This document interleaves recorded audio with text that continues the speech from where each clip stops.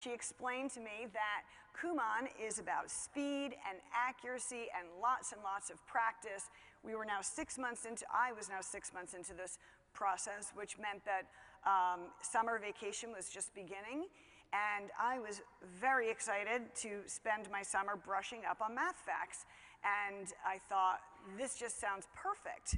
And what sounds even more perfect than Kumon and speed and accuracy was to bring along my little chickadees. And I was so excited because I'd never been a work-at-home mom, and I had a lot of catching up to do as far as I was concerned. And so I thought, what better way to spend our summer? The three of us are going to do Kumon together. You see where this is all headed, right? And Catherine has another saying. Catherine, her blog, by the way, is called kitchentablemath.blogspot.com, and she's got lots of funny stuff about math on there. But her saying is, it's always worse than you think. And I will say this, my first visit to Kumon,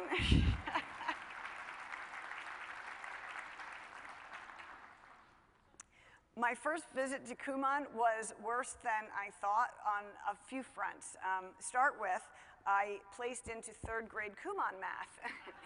And so here I go into Kumon expecting to do SAT math, and I am told that I'm going to be doing 3rd grade math worksheets. And I kept asking Jennifer, the center owner, well, how long till the polynomials? And she would say to me, not for a very long time.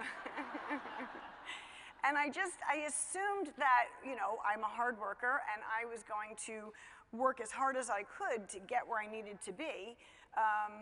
But I hit a snag in level D. And besides the fact that I could not figure out how all those cute little children were doing the multiplication without carrying the numbers, without writing that down, I did manage to get past that, but it was when I got to the long division and I needed the estimation skills, I could not do it. Or I could not do it fast enough is what I should say.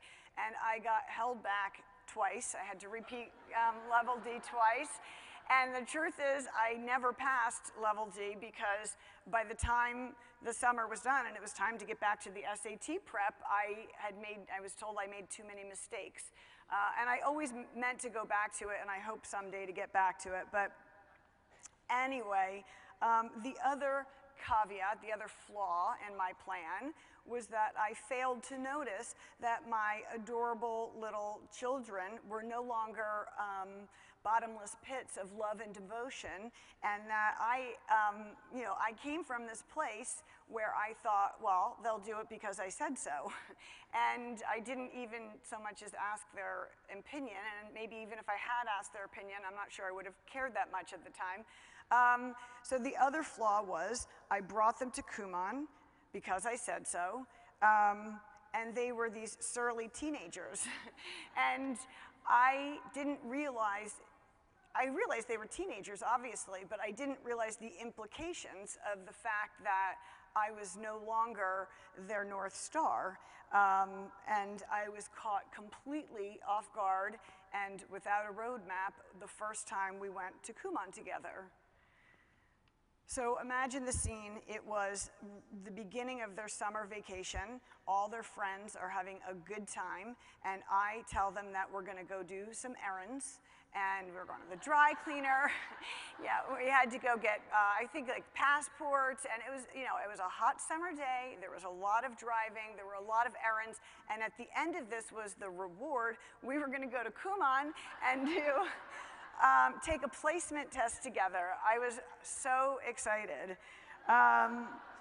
So by the time we pulled up to the Kumon shop, and I don't know whether you can see that, it's teensy weensy, the local Kumon center, and I've got these radioactive, very angry teenagers in the car with me, and we get out and we walk into the Kumon center, and Jennifer, the store owner, who's just always so sweet and wonderful, and she's always got these adorable little munchkins running after her with their worksheets poking at her. It always reminded me of that tale where the lady with the dress and all the kids underneath, and she's just unflappable. And here I walk in with these like toxic teenagers who are angry, and we've got to take a placement test.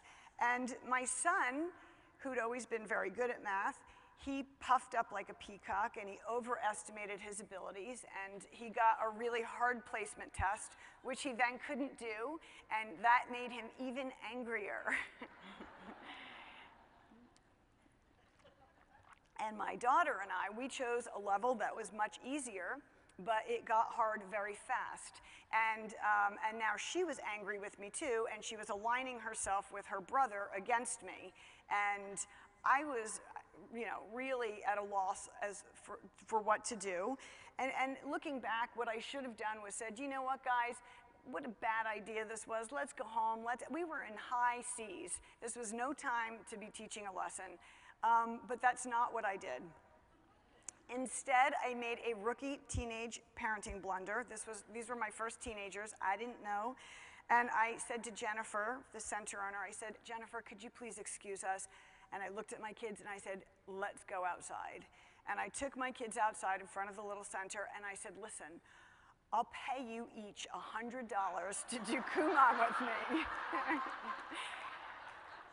And I'm embarrassed to admit that today, but it's the truth. And even worse than that, my children said no, okay? So I was floored, okay? I had zero leverage. I was at a loss. And the fight that ensued, I'm sure you can imagine, was devastating. I was devastated. I didn't know what to do because, I had no more leverage. And if my kids were not going to listen to me, who the heck were they going to listen to? Somebody needed to push them. And it was not too long after that I realized that I was no longer the North Star in my children's lives, and that they were taking their cues from their friends. And that's just a terrible idea. It's a terrible idea for kids to take cues from other kids because, while on the one hand, kids certainly know what they want, they have no idea what they need. So I also felt like I didn't have a choice in the matter. They were bigger than me. They had refused. They left me with nothing, no leverage, and I didn't know what to do. I went to the museum the other day. That's a Rodin sculpture, and I saw that, and I thought, oh, that's how I felt like. And it's true, and I'm going to guess that I am not the only parent that you see. I'm telling you all of this for a few reasons. I think that I'm not the only parent who experienced what I did, which was to say, I was running so fast, I was so busy, I was so stressed out that I didn't realize that I'd lost the eye of my children, that their focus had turned to their friends, and I was no longer the source of information, and they weren't looking to me anymore to take their cues, at least not at that moment, and I didn't realize the implications of that.